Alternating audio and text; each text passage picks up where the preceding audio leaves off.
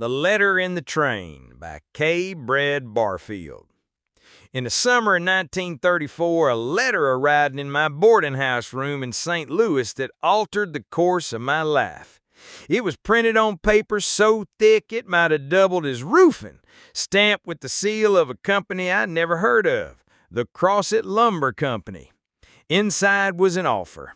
Not for a job in the ordinary sense, but for a new venture in wood utilization. For an engineer fresh from school, it was irresistible.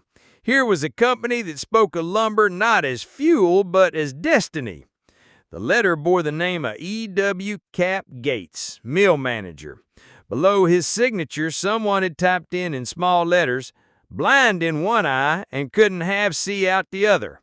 At first I thought it a joke. Later I learned it was gospel truth. What struck me then was not the odd humor, but the note scrawled in blue ink across the bottom. "Paper is lumber in thinner clothes. Come see." My life until that moment had been ordered and predictable. I worked with an engineering firm that designed equipment for paper mills, sharpening pencils, calculating stresses, and balancing ledgers with the precision of a watchmaker. I liked routine, valves opening on time, gears meshing without protest. My landlady raised the rent. My mother warned me Arkansas was snake and swamp country, and my father said a mill town would make a man of me. I packed my slide rule, ledger, and 3 pressed pairs of trousers and boarded the Sunshine Special. The train was a marvel of modernity, air-conditioned and proud of it. Billboards along the Missouri Pacific route promised 70 degrees in the sunshine when it's 100 in the shade. Inside, men wore suits, women wore hats, and iced lemonade clinked in dining car glasses, while outside the fields of cotton stood in drought, skeletal and starved. Arkansas was the poorest state in the Union, and yet here I was, moving in refrigerated comfort past men too weary to swat flies from their mules. I scribbled in my notebook. Technological bubble equals 70 degrees, outside reality equals 100 degrees. Possible metaphor. The Sunshine Special carried not just passengers, but stories. Salesmen, teachers, and drummers headed south filled the car with talk. One man swore that Crossett's log pine was so deep it connected to the Gulf of Mexico. Throw in a pine knot today and it washed ashore at Galveston tomorrow. Another claimed Crossett's cows wandered Main Street at dusk, grazing in front of the Masonic Lodge until the mill whistle called them home. I assumed it was exaggeration, but Arkansas has a way of making tall tales true in their own peculiar fashion. By the time we reached Monticello, I was ready for anything. The depot there was brick, dignified, and sticky with heat. It was also the end of the line for the Missouri Pacific. Waiting on the sidetrack was the Ashley, Drew, and Northern, Crossett's company railroad. 40 miles of timber and sawdust stretched south, hauled by a 280 consolidation engine that grumbled like an old man.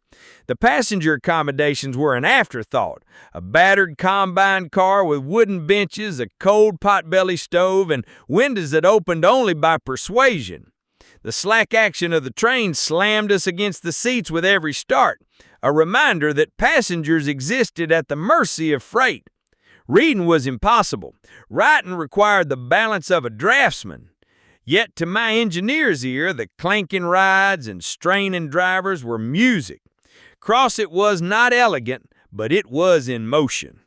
At Fountain Hill, a man leaned across the aisle and said, "Cap Gates can smell board feet. Says the mill puts out a bazillion a day." When I pointed out that bazillion was not a real number, he replied, "It is in Crossett."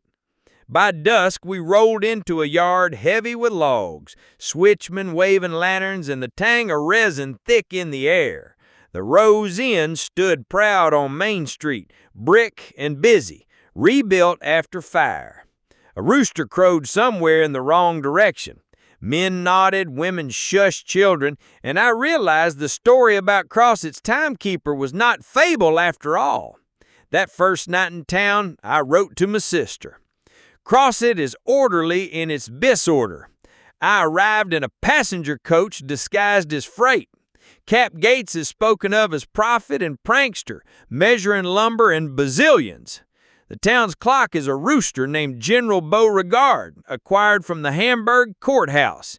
He crows at hours unfit for men, but entirely suited for this place. The company owns the houses, the stores, even the cows that graze on Main Street. I'm expected to help build a paper mill, though here they call it thin lumber. Crossett itself is a machine, illogical, eccentric, absurdly efficient. At 3:15 a.m., the rooster crowed again.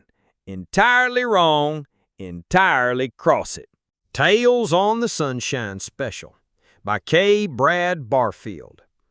The Sunshine Special did more than carry me from St. Louis into the southern piney woods. It carried a rolling chorus of stories told by men with time to spare and no fear of exaggeration. They were salesmen, teachers, drummers, and drifters, headed south to Pine Bluff, Monticello, or parts unknown. They spoke as freely as the train clattered, and for a green engineer on his first trip into Arkansas, it was like stepping into a world that measured truth in laughter instead of ledgers. I sat in the coach, marveling at the refrigerated air, an advertisement made flesh. 70 degrees in the sunshine when it's 100 in the shade, the billboards had promised, and for once the advertising matched the product. Outside the windows, fields of cotton lay cracked and withered from drought. Men in overalls leaned against mules, too weary to lift their ears. Inside, though, we might as well have been gliding through paradise. Women's hats kept their shapes, silver clinked in the dining car, and lemonade stayed cold. I had an engineer's instinct to jot metaphors as though they were equations. Technological bubble equals 70 degrees. Outside reality equals 100 degrees. Possible metaphor. The first tale I overheard was delivered by a man in a checked suit, his voice pitched to carry over the click of the rails. Crossett's log pond is bottomless. Drop in a pine knot today, and it'll wash ashore at Galveston tomorrow. That's how it's connected to the Gulf of Mexico.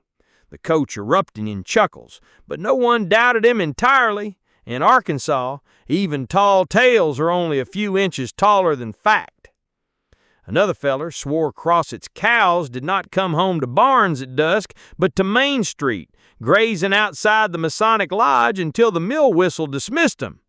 When someone asked how a cow knew the sound of a whistle, the man replied, "Better than half the men in town. At least the cows show up on time." I learned quickly that Crossett's stories were never merely entertainment. They were orientation. They told you how the town measured itself, by ponds that reached the Gulf, by cows that obeyed whistles, by exaggerations so persistent they hardened into civic pride. Between Pine Bluff and Monticello, the air grew thicker, as though the train were steaming into a great pine kettle. One passenger leaned my way and asked me what had brought me south. I told him about the letter from Crossett Lumber Company, about the promise of building a new mill. He nodded as if I'd admitted to joining a secret order. He said, "You'll see things down there you can't draw on paper. You'll measure in bazillions." That word again, bazillion. Not a number, but a conviction. At Monticello, the Missouri Pacific rails ended in a dignified brick depot. The Sunshine Special had delivered me into a new orbit, and I could feel the shift as I stepped onto the platform.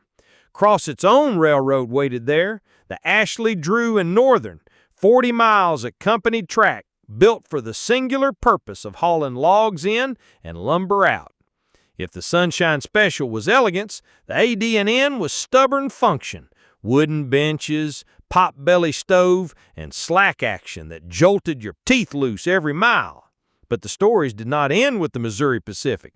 They had only grown legs. A boy at the depot warned me, "Don't sit in the middle of the car or you'll get the slack." He was right. A woman across the aisle braced herself against every lurch as though she'd made the trip 100 times. When the train stopped at Fountain Hill, a man swore Cap Gates could smell board feet in the air, that he measured Crossett's output not in millions, but in bazillions. I wrote, "New unit of measure, bazillion board feet per day." By the time we rattled into Hamburg, I'd heard more about Crossett than I could have gleaned from a dozen engineering reports. There was a rooster, they said, who crowed at 3:15 a.m. sharp, and by some twist of authority had become the town's true clock. His name was General Beauregard. The mill whistle blew when it ought to, but Beauregard crowed when he pleased, and Crossett obeyed him. I closed my notebook and smiled at the absurdity. A rooster as a clock, a pond to the Gulf, cows grazing Main Street like aldermen. Each story impossible, yet told with such conviction that I began to wonder if reality and Crossett bent differently. The Sunshine Special had delivered me more than distance. It had given me a language. By the time the AD&N's battered cars pulled me toward Crossett itself, I understood. In Ashley County, you measured not only in board feet and pulpwood cords, but also in the currency of stories. And like the rooster, the stories didn't need to be right. They only needed to be repeated. First Sight of Crossett by K. Brad Barfield. The Missouri Pacific left me at Monticello, where the brick depot hummed with heat and gossip. From there, Crossett's own line took over, the Ashley, Drew, and Northern Railway, 40 miles of company-built track that existed for one reason: logs in, lumber out. If the Sunshine Special had been Pullman elegance, the AD&N was sheer necessity. Its passenger car was a battered combine, wooden benches polished by decades of discomfort, a potbelly stove standing cold in summer, but radiating the memory of too many winters. I climbed aboard with my slide rule in my pocket and my notebook ready, only to learn that the AD&N was a master class in humility. The locomotive, a second-hand 280 consolidation, worked hard against tight curves, its exhaust deepening, rods clanking, and whistle moaning. To my engineer's ear, the sounds were symphonic. To my body, they were abuse. The slack ran down the train like a whip, bang, bang, bang, until it slammed into our car and pitched me against the seat back. A woman across the aisle nodded calmly as if to say, "That's normal." I tried to write, but legible notes required more steadiness than the track allowed. Instead, I listened to the crew at every siding, switching cars for mills tucked into the woods. At Fountain Hill, a man swore Cap Gates could smell board feet in the air. "He says the mill puts out a bazillion a day," the feller told me. I pointed out that bazillion wasn't a number. "It is in Crossett," he replied. By Hamburg, the stories had grown richer. Cap Gates had supposedly rescued a rooster from the courthouse steps, a bantam with the arrogance of a general. The judge had wanted rid of the creature, whose crowing disrupted trials and kept prisoners awake. Cap carried him home and christened him General Beauregard. Since then, the townsfolk claimed Crossett followed not the mill whistle, but the rooster's unpredictable crow. At 3:15 in the morning, 5 in the evening, 10 at night, whenever Beauregard spoke, Crossett listened. I dismissed it as exaggeration, yet when the train lurched into Crossett at dusk, the yard alive with switchmen waving lanterns and boxcars stacked with pine, I heard a crow. Not dawn, not any hour that made sense, but a rooster's voice carrying over the smokestacks. Men nodded, women shushed children. I realized the story was true, or at least true enough for Crossett. From the platform, I saw the Rose Inn rising on Main Street, solid in brick. It had burned once and been rebuilt, a monument to Cap's determination that his sawmill town should never be mistaken for a camp. The air was thick with pine resin and ambition. To one side, the sawmills roared like lungs. To the other, the Crossett Chemical Company's young plant belched the sharper fumes of methanol and charcoal. Together, they gave the town a smell at once pungent and promising, equal parts industry and experiment. Checking into the Rose Inn, I was warned by the clerk, second floor's for guests, third floor's teachers. Don't argue algebra with them. From my window that evening, I saw cows grazing calmly near the Masonic Lodge while children played tag in the street. The whistle blew 6 o'clock. 10 minutes later, Beauregard crowed as if correcting it. That night I wrote to my sister, "Crossett runs by 2 clocks. The whistle schedules work. The rooster schedules belief. Cap Gates is spoken of as both prophet and prankster, measuring board feet in bazillions and time by poultry. The town itself is owned entire by the company, yet its spirit belongs to a rooster who refuses to crow on time. I am to help build a paper mill, which they call thin lumber. Everything here is eccentric, absurd, and somehow efficient. I think I may never measure the world the same way again." At 3:15 a.m., Beauregard crowed again, loud and certain, entirely wrong and entirely Crossett. Sources: This essay is adapted from Harlan Wickes' Crossett Experiment by K. Brad Barfield, unpublished manuscript, 2025. Tags: Ashley County, Arkansas History, Crossett, Company Town. Rooster. The Rose Inn by K. Brad Barfield. My first morning in Crossett began with an argument between a rooster and a textbook. At 3:15 in the morning, General Beauregard crowed with a voice that rattled window panes. A teacher on the 3rd floor of the Rose Inn responded by slamming a heavy book against the floorboards. The rooster crowed again. Another book fell. Thus was Crossett awakened, not by clock or whistle, but by poultry and pedagogy. The Rose Inn was no ordinary boarding house. It was Crossett's declaration that it was not a rough-and-tumble camp, but a proper town. The building stood brick and proud on Main Street, rebuilt after fire, its polished floors creaking with authority. The lobby smelled of lemon oil and pipe smoke. Photographs of massive pine logs hung on the walls, each suspiciously similar, though captioned as different champions from 1907, 1909, and 1911. At the center of the lobby sat a checkerboard, carved into a cypress knee, bottle taps standing in for kings. Men bent over it in silence as salesmen passed through with suitcases heavy enough to cause injury. The teachers upstairs carried the air of professors, but their curriculum was enforced with piano scales and late-night percussion. One evening I tried to pass a teacher in the hallway. She stopped me with a chalk-dusted hand. "If Train A leaves Crossett with 12 cords of pulpwood and Train B leaves Monticello with 16, when do they meet?" I confessed ignorance of Train B's intentions. She declared me unfit for promotion. At 9 o'clock sharp, another teacher played the piano until a discordant chord rang through the walls. At 10, Beauregard crowed as though applauding. At 11, a third teacher hurled a book at the ceiling and plaster dust floated down on guests in the lobby. Salesmen flinched but carried on, accustomed to algebra by bombardment.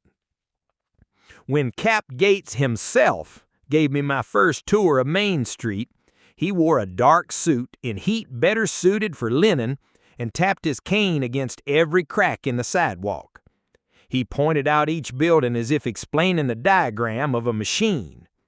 Rose Inn here, bank next door. Masonic Lodge after that. It doubles as a post office when Washington forgets us. Mercantile across the street, mills at the far end. One line, like lumber through a planer. I asked about Beauregard. Cap grinned. Picked him up on the courthouse steps in Hamburg. Judge was fixing to serve him a writ. I figured Crossett needed a mascot. Turns out he keeps better time than most men. It was a bold claim, since Beauregard's timing was wrong by hours. Yet Cap's confidence was contagious. When the rooster crowed at 5 in the evening, Crossett adjusted supper accordingly. When it crowed during Sunday service, the preacher raised his voice. When it crowed at midnight, children were told to go back to bed and mind their lessons. Crossett had learned to obey error with discipline. That evening, I stood at the window of my second-floor room. Below, cows returned from the pastures, grazing on the courthouse lawn as naturally as they had been issued grazing permits. A boy offered to rent me one for a nickel, swearing she would serve as a reliable guard. "She'll follow you everywhere," he promised. I declined, but noted the efficiency of livestock as security systems. Inside the mercantile, I ordered lemonade, only to gag on a flavor more akin to turpentine than sugar. The waitress shrugged. "Sugar's just sour this week." A man at the counter leaned over. "Don't worry, son. That's Crossett lemonade. Puts hair on your slide rule." For days afterwards, strangers offered me refills, always with a wink. Evenings in the Rose Inn lobby became Crossett's true parliament. Old men whittled pine knots and told stories that stretched lumber into legend. One swore the log pine behind the mill was bottomless, connected to the Gulf of Mexico. Another insisted the Rose Inn was haunted by a preacher who vanished, leaving only a suitcase of hymnals. A salesman whispered that Cap Gates had a glass eye made of Crossett glass. An older man contradicted him, swearing that Cap was simply blind in one eye and couldn't half see out of the other. Both tales were accepted as true. I wrote to my sister that week.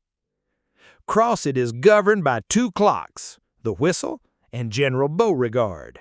The whistle keeps order. The rooster tells the truth, even when wrong. Cap Gates talks in bazillions. The teachers drop algebra from the ceiling. Cows graze on Main Street like aldermen, and the mercantile serves lemonade laced with myth. The Rose Inn is no hotel. It is parliament, theater, and classroom. Crossett runs not on timber alone, but on story, error, and laughter. Somehow, it works.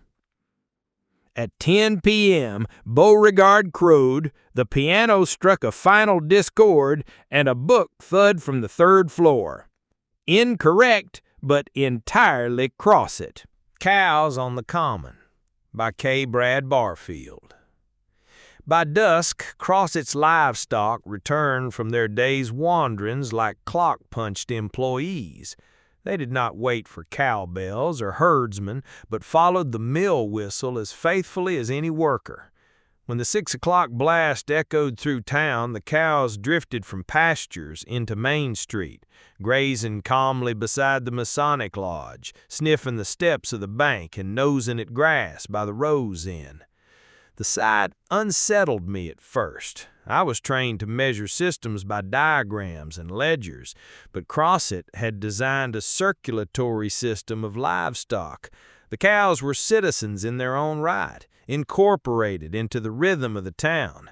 Families waved to them as if greeting relatives. Children tugged ropes, proud as parade marshals, while visitors like myself scribbled notes in disbelief. One evening, Mrs. Reynolds, the wife of the young forester from Michigan, stood laughing at the spectacle. "They know the whistle better than the men," she said. Her husband, Russell Reynolds, nodded in agreement. Natural obedience to signals. We might learn something. I was not convinced, but I wrote in my notebook, "Livestock circulatory system. Efficient." That efficiency extended to commerce. A boy offered to rent me a cow for a nickel. "Best guard you'll ever have," he promised. "She'll follow you everywhere." I declined, though I weighed the logistics of bovine security. A cow tethered outside the Rose Inn might have deterred even the most determined prankster.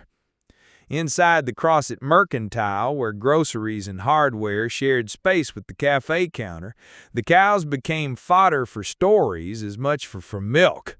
Over black coffee, a man told me that one cow had learned to nose pulpwood into neat piles, separating good logs from bad. When I asked about injury rates, he slapped his knee and declared me gullible. Another claimed that Crossett's cows were trained to stop traffic on command, though there were few automobiles to prove the point. Evenings at the amphitheater behind the Rose Inn made livestock into theater goers. One fiddler swore the cows kept time with their chewing, nodding in rhythm to Turkey in the Straw.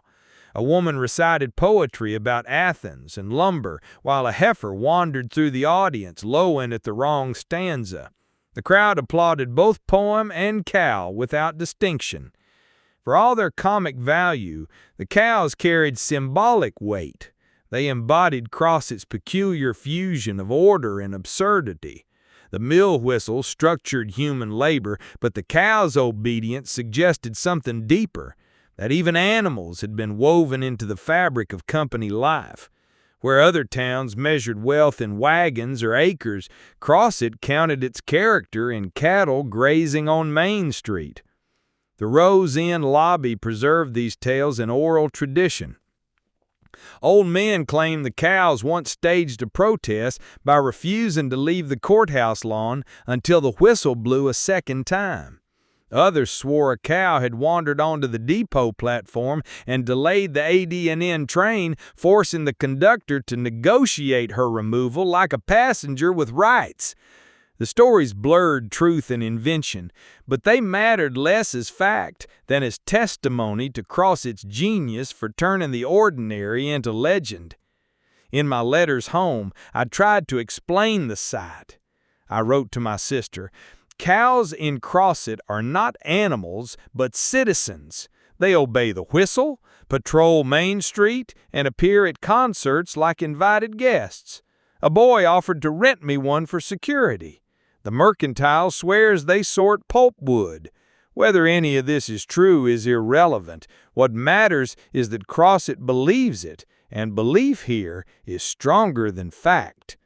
At 10 that night, as General Beauregard crowed from his perch and the mill whistle sighed into silence, the cows lay down in the street as if bedding for the night.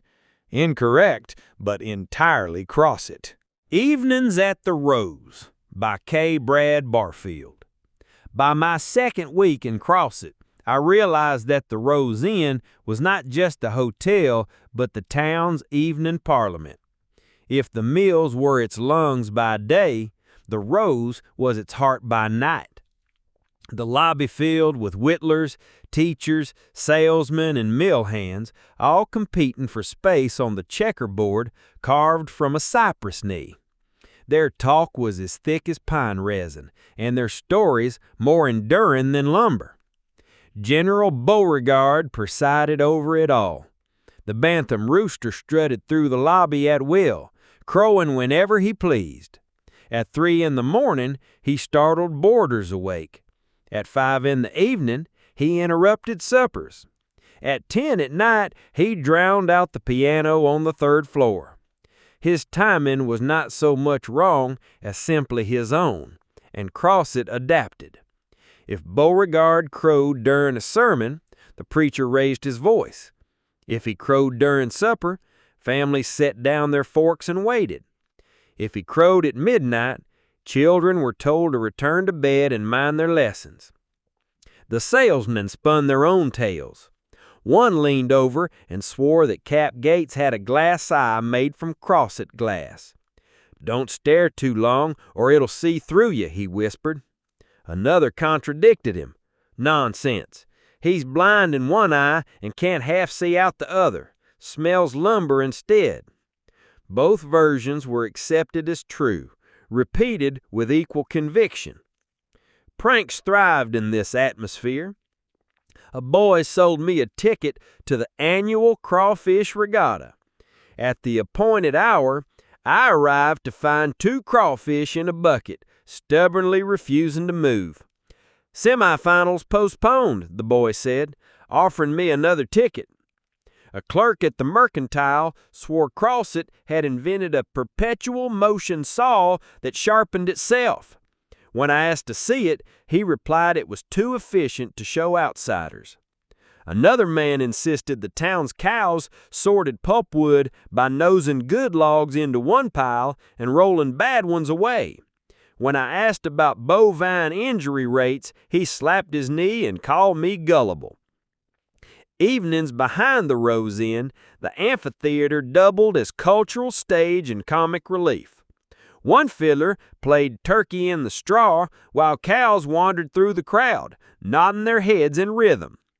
A woman compared Crossett to Athens, declaring, "We are enlightened by lumber, elevated by pulp, dignified by charcoal."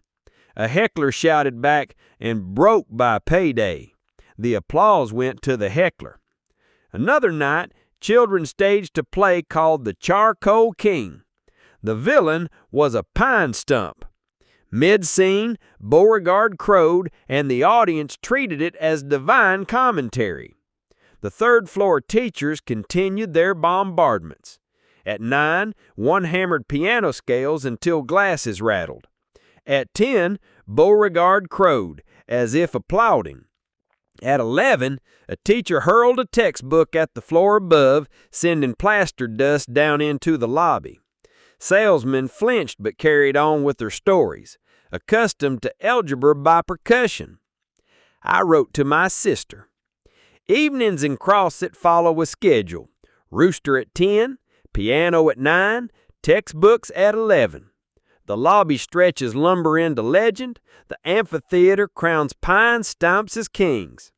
Pranks thrive, whether crawfish races or lemonade hoaxes. Cap Gates remains myth and mystery, his eyes as indeterminate as his bazillion board feet. The cows graze Main Street like citizens, and the rooster rules time like a prophet. Crossett is absurd, but its absurdity has the structure of law. That night, Beauregard crowed at 3 in the morning. Incorrect, but entirely Crossett. Beauregard the Timekeeper by K. Brad Barfield. In most towns, time was kept by the courthouse clock or the factory whistle. In Crossett, time was kept by a rooster. General Beauregard, rescued from the Hamburg courthouse by Cap Gates, had become the town's second clock, and in many ways, its truest one. He crowed at 3:15 in the morning, at 5 in the evening, at 10 at night, and whenever else struck his fancy. Yet the people of Crossett adjusted to him as though his errors were precision. The Rose Inn clerk told me Beauregard had survived more foxes, hawks, and frying pans than any rooster in Arkansas. "He's immortal," she said, "so long as Crossett stays dry." When I expressed skepticism, Beauregard strutted past the lobby window and crowed, silencing debate. I wrote in my ledger, "Rooster functions as town bell, only incorrect. People adapt to error as standard." The teachers on the third floor had learned to incorporate his habits into their discipline. When Beauregard crowed during algebra drills, they pounded their pianos louder. When he crowed at midnight, they answered with textbooks dropped like artillery. Students complained of sleep lost to poultry, but Cap Gates insisted the bird's irregularity was a form of efficiency. "He's never wrong," Cap declared, "because he doesn't try to be right." The mills themselves soon integrated him into their rhythm. Workers said Beauregard's 5 a.m. crow gave him just enough time to sweep their stations, sharpen their saws, and finish tasks before the official whistle blew. "Better than any clock," one said, "gives you time to finish your job proper." By the 1930s, Beauregard was the unofficial intercom of Crossett's industry. Stories of his authority grew quickly. In the Rose Inn lobby, men swore the rooster had crowed so loud he stopped a train in Monticello. Others claimed he once corrected a bank teller's miscount by crowing until the books balanced. A salesman whispered that Beauregard's feathers changed color depending on Crossett's chemical output. Black for too much charcoal, red for too much methanol. None of it was verified. All of it was believed. At the amphitheater, Beauregard's interruptions carried the weight of critique. During a poetry recital, comparing Crossett to Athos, he crowed mid-stanza, and the crowd roared approval as though the bird himself had voted. During a children's play, The Charcoal King, Beauregard crowed when the villain entered, and the audience cheered as if he'd cast the deciding judgment. Even Hamburg, which at first tried to rid itself of him, retained pride of ownership. Visitors from the courthouse claimed Beauregard still recognized them, crowing louder whenever a Hamburg man walked into town. At one county fair, Crossett sent him as its ambassador, riding in a crate on a wagon. When the parade reached the Hamburg courthouse steps, he crowed at exactly 3:15 p.m. The crowd erupted in applause, and the Hamburg paper reported, "Local rooster returns triumphant. Crowds affirm lineage." For Cap Gates, Beauregard was more than a bird. He was a philosophy. "Men don't follow clocks," Cap told me. "They follow confidence. That rooster crows wrong, but he crows sure. People need certainty more than accuracy." I wrote in my ledger, "Leadership through confident error. Effective model." By the time I'd spent a month in Crossett, I realized the town was governed by dual authorities: the whistle for order, the rooster for truth. The whistle dictated schedules, but Beauregard dictated belief. People trusted him not because he was correct, but because he was theirs. That night, Beauregard crowed again at 3:15 a.m. Incorrect, but entirely Crossett. Hamburg Origins by K. Brad Barfield. By my second month in Crossett, I noticed a pattern. Every story, no matter how tall, ended in Hamburg. Timber deeds, courthouse trials, cattle prices, all roads led back to the county seat. So when I heard that General Beauregard himself had been plucked from the steps of the Hamburg courthouse, I filed it as another tale. Yet the story repeated, word for word, from teachers upstairs at the Rose, from the mercantile clerk, and from Cap Gates himself. Repetition in Ashley County was proof enough. The rooster's Hamburg origin had hardened into history. The tale went like this. In 1912, Cap Gates was in Hamburg tending to land deeds at the courthouse. Crossett was still carving its empire out of the pine woods, and Cap carried ledgers under his arm like a lawyer. On the courthouse steps stood a bantam rooster, abandoned or exiled, no one knew. The county judge wanted rid of him. "This bird's louder than the bell," the judge complained. "Crows at 3 in the morning. Wakes the clerks, wakes the prisoners, wakes me.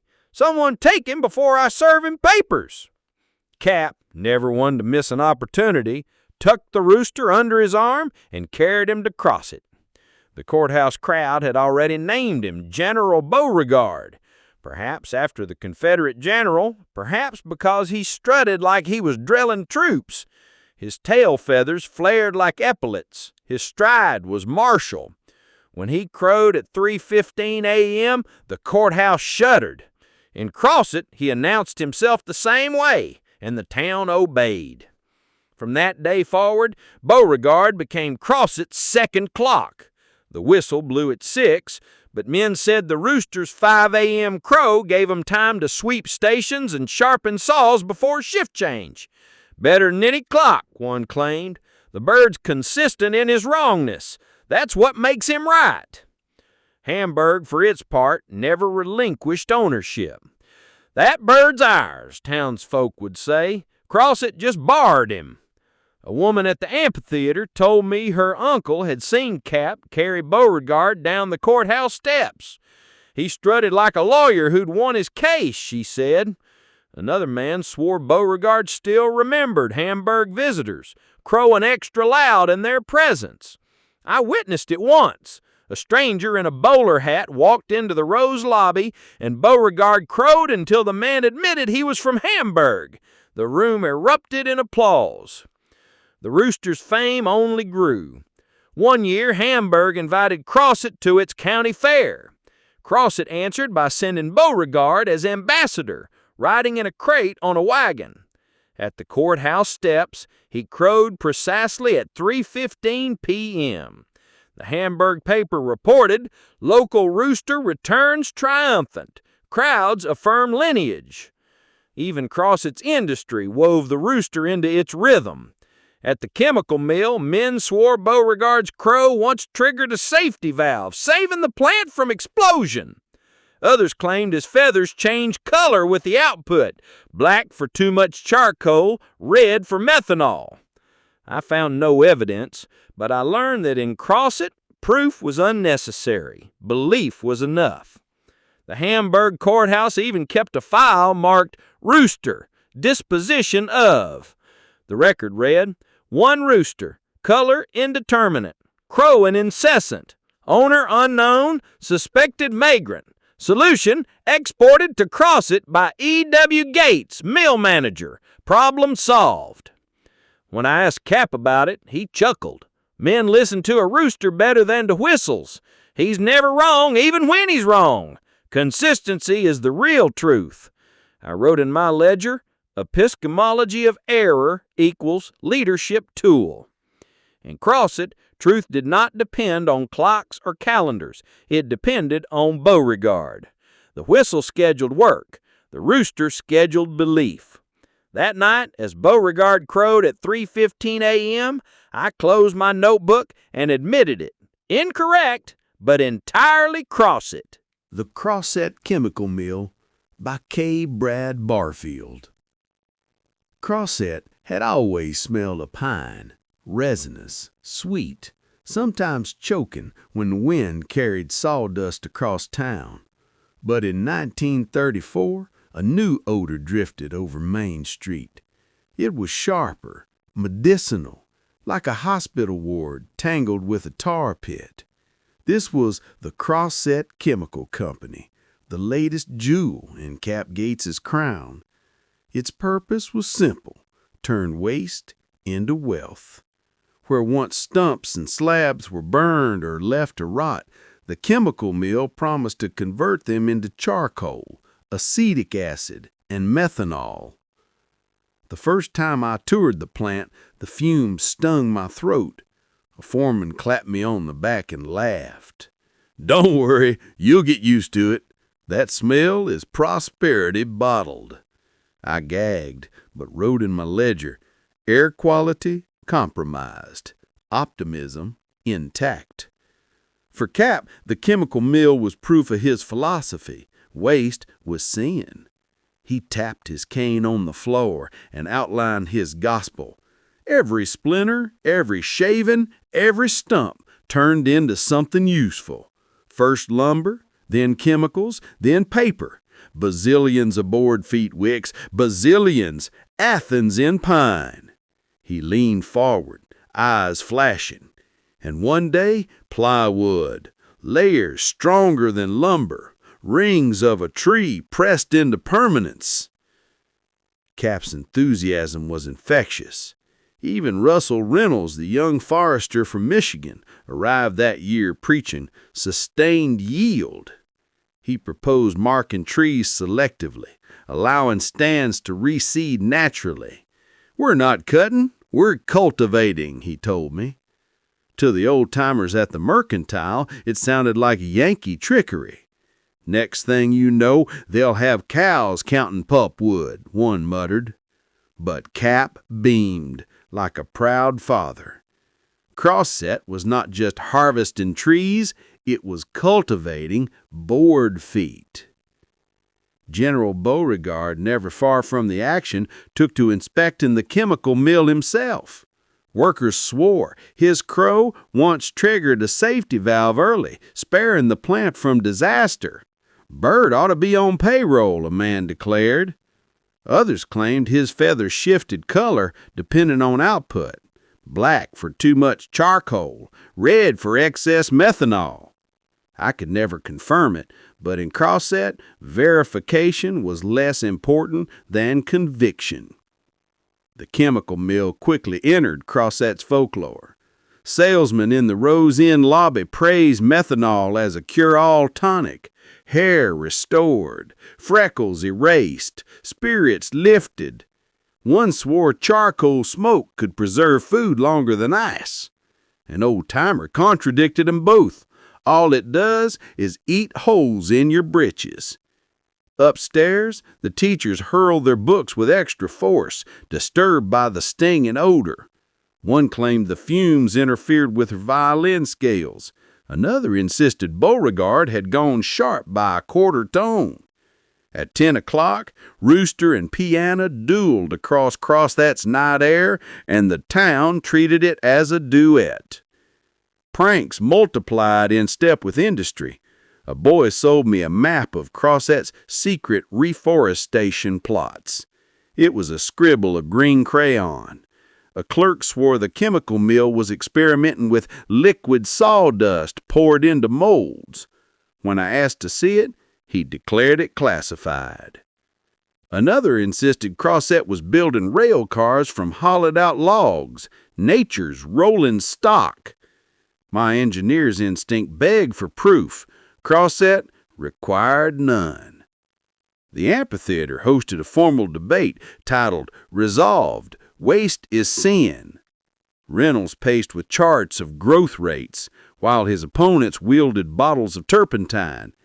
The argument was evenly matched until Beauregard crowed from the rafters. The crowd roared in favor of Reynolds. Debate closed. I wrote, "Rooster functions as final vote." I tried to capture it for my sister in a letter. Crossett has built a chemical mill that smells of vinegar and destiny. Cap speaks in bazillions. Reynolds marks trees like a surveyor of souls, and Beauregard has taken up inspection duties. The mercantile serves lemonade laced with myth. The amphitheater crowns poultry as a judge, and pranks have matured into policy. Crossett treats absurdity as efficiency and belief as evidence. It makes no sense, and yet it works.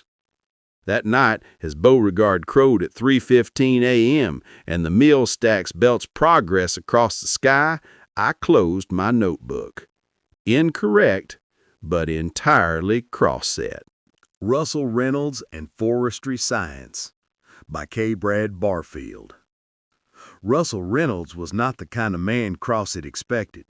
He was a forester from Michigan, lean and earnest, with spectacles that slid down his nose whenever he grew excited about soil samples or growth charts. He arrived in 1933 with a notebook full of ideas and the conviction that pine trees could be managed like corn. To Crossett's old-timers, it sounded like Yankee nonsense. To Cap Gates, it was prophecy. Cut out and get out had been the rule across the South for decades. Timber was mined, not farmed. Companies stripped a stand clean, then moved on to the next one, leaving stumps and gullies behind. Reynolds insisted this was waste, and worse, folly. "A forest is not a mine," he said, tapping his charts in the Rose Inn lobby. "It is a crop. Treat it as such, and it will renew itself indefinitely." The men at the checkerboard snorted. "Son, you don't raise pine like beans. You cut what's there, and when it's gone, you move." Reynolds pushed his spectacles higher. "That's what you think, but I've measured growth rings. Selective cutting. Leave the seed trees, protect the soil, guard against fire, and you will have perpetual harvest." The room fell silent until General Beauregard crowed from the doorway.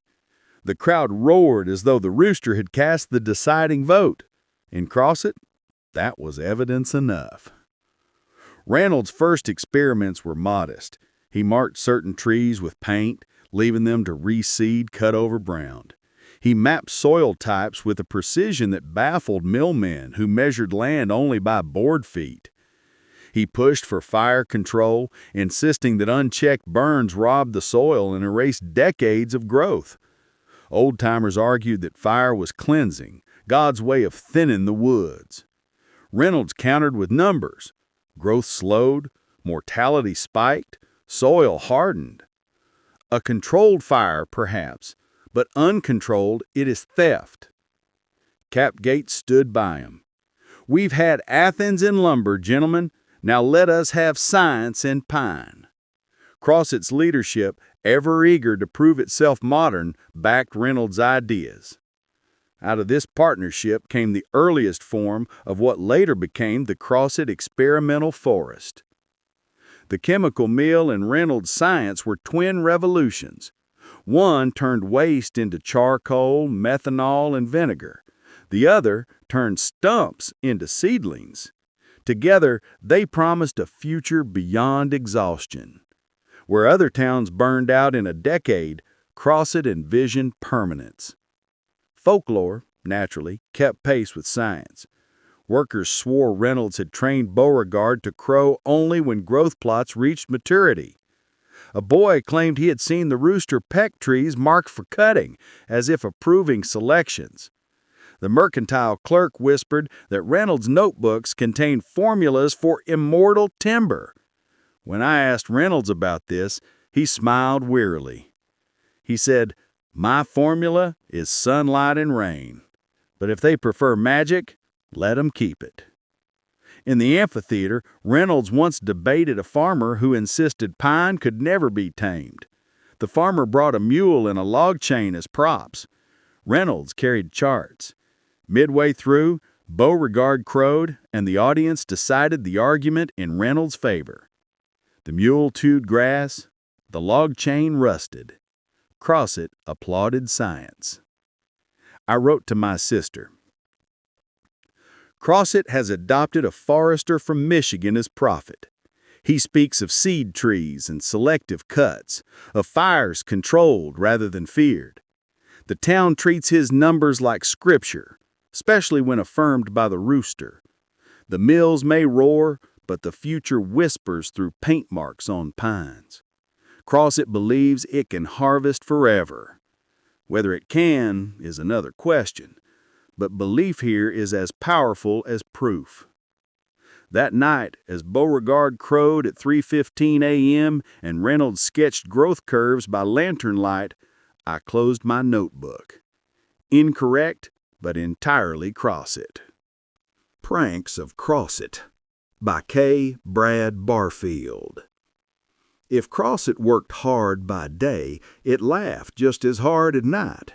The mills roared, the chemical stacks smoked, the foresters painted their seed trees, but when evening fell, the town indulged in pranks so elaborate that they became part of the civic record.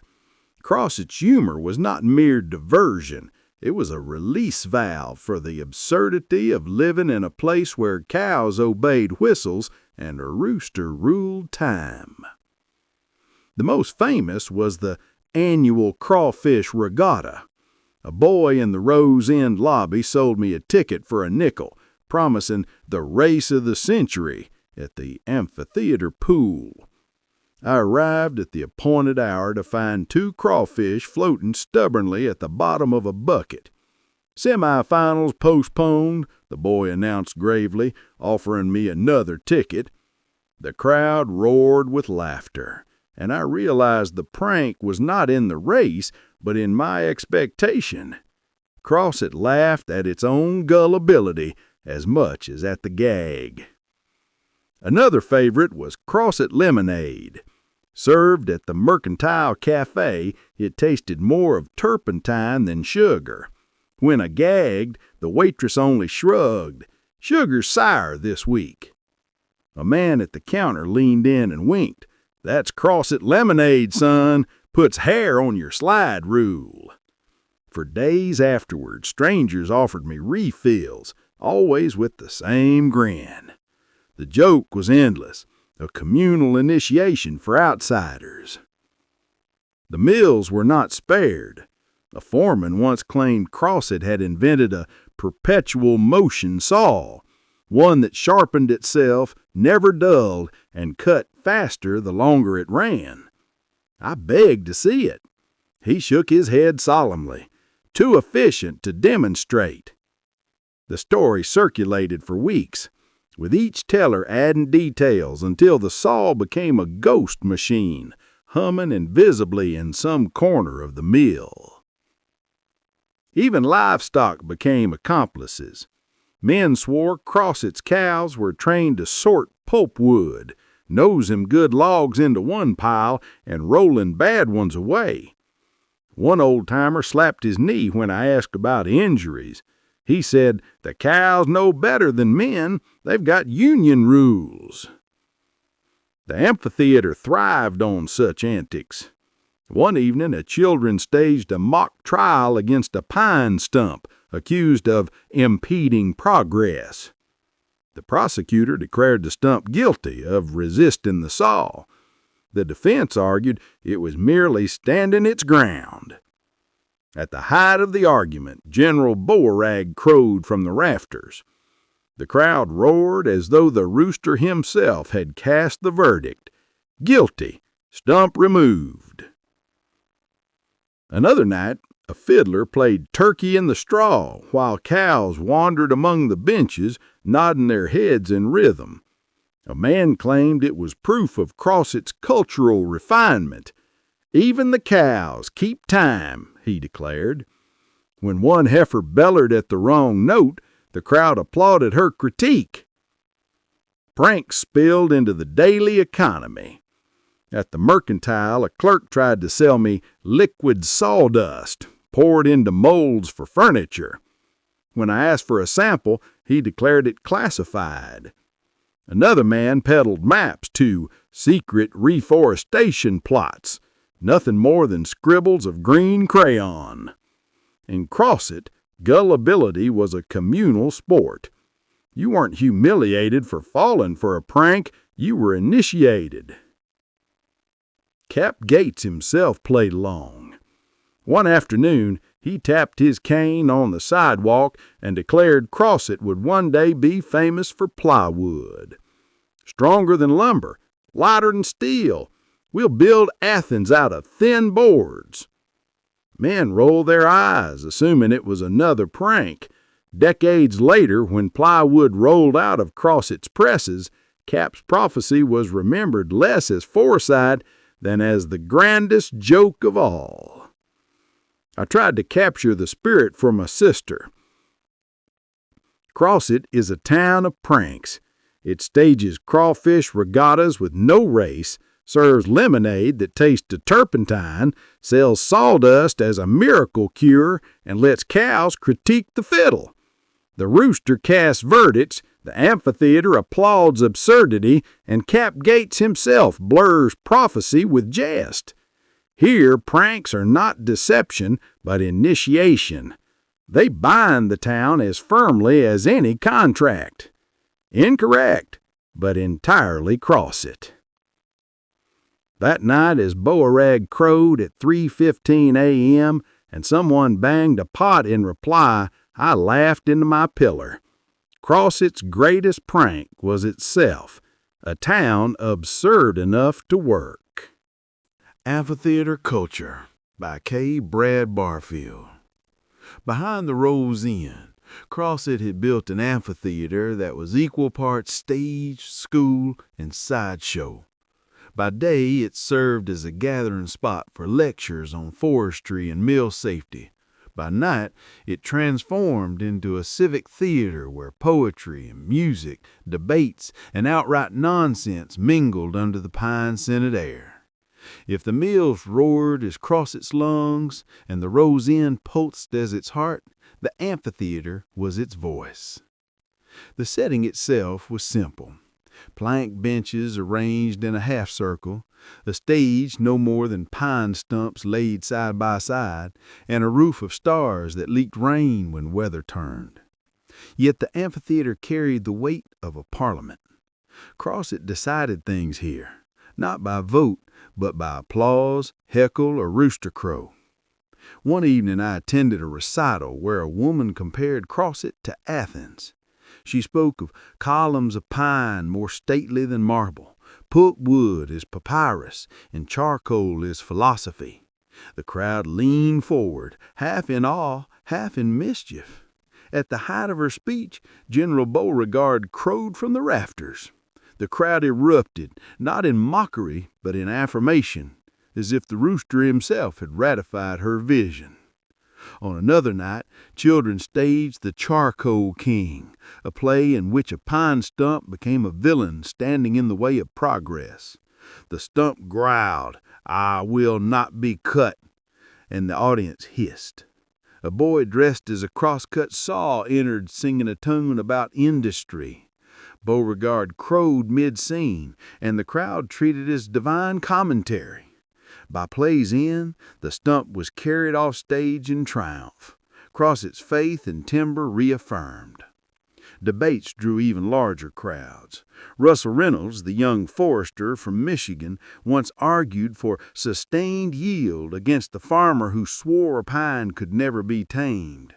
Reynolds held charts of growth rings. The farmer dragged a mule on the stage. The mule brayed louder than the charts. The crowd wavered until Beauregard crowed from the rafters. The applause went to Reynolds. Debate settled. In Crossett, the rooster's crow was more binding than any gavel. Music gave the amphitheater its most enduring character. Fiddlers played reels while cows wandered through the benches, nodding their heads as if keeping rhythm. "Even the livestock have taste," one man said. A fiddler once broke a string mid-song, and a cow bellowed in response. The audience applauded both the accident and the cow's critique. Crossett's humor was inseparable from its art. The amphitheater was also a venue for pranks elevated to performance. The annual crawfish regatta often culminated here, with buckets of reluctant crawfish paraded across the stage as if they were racehorses. Spectators cheered, wagers were made, and the crawfish refused to budge. "Postponed due to stubbornness," the announcer declared, and the crowd roared with laughter. Even lectures were not immune. When a visiting engineer spoke solemnly about efficiency, the amphitheater lights dimmed mysteriously. A boy pulled a rope, and a cow strolled onto the stage. The engineer faltered, then continued his talk as if bovine interruptions were routine. The audience applauded both lecture and prank. In Crossett, absurdity was not disruption, it was culture. I wrote to my sister. The amphitheater is Crossett's Parliament of Pine. Here stump plays and crawfish races command as much respect as forestry charts. A rooster ratifies poetry, cows critique fiddles, and pranks are indistinguishable from policy. It is absurd, and yet it works. Crossett governs itself not by laws, but by laughter, applause, and the crow of a rooster. Incorrect, but entirely Crossett. That night, as Beauregard crowed at 3:15 a.m. from his perch above the amphitheater, the benches empty and the pines whispering in the dark, I realized this was not folly. This was culture, Crossett's own, forged from pine, humor, and belief.